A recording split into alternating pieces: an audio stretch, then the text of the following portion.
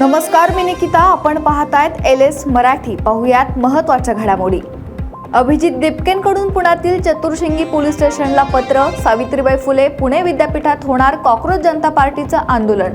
Pune police आंदोलनाला परवानगी देणार का, याकडे सर्वांचं लक्ष.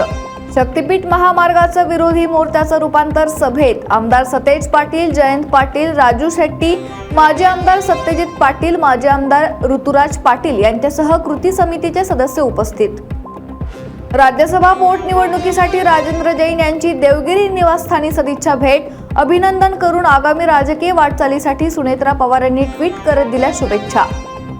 छत्रपती संभाजीनगर जिल्हा सहकारी मध्यवर्ती बँकेच्या संचालक पदाच्या निवडणुकीत मोठा ट्विस्ट. कन्नडच्या आमदार संजना जाधव आणि अब्दुल सत्तार यांचे पुत्र समीर सत्तार यांचा अर्ज बाद. अहिल्यानगरच्या राहुरीत कर्जमाफीसाठी महामार्ग रोखला. कर्जमाफी आणि कांद्याच्या हमीभावाच्या मागणीवरून शेतकऱ्यांमध्ये नाराजी. वर्षा बंगल्यावर आंदोलनाचा शेतकऱ्यांचा इशारा. सांगलीच्या आरळा गावात हिंदू जनआक्रोश मोर्चा. गावातील तरुणांवर एका समाजातील कुटुंबाकडून खोटे गुन्हे दाखल केल्याच्या आरोपावरून मोर्चा काढून निषेध. संग्राम जगतापांची मोर्चाला प्रमुख उपस्थिती. सलग दुसऱ्या दिवशीही शासकीय कांदा खरेदी ठप्प. नाफेड NCCFने फिरवली पाठ. खरेदी सुरू नसल्यानं कांदा उत्पादक शेतकऱ्यांमध्ये संतापाची लाट.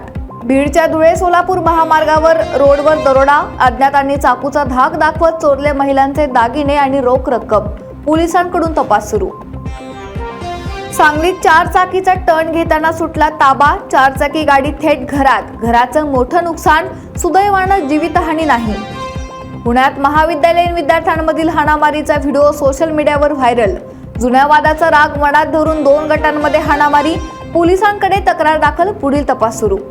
या होत्या महत्त्वाच्या घडामोडी. पाहत रहा LS मराठी.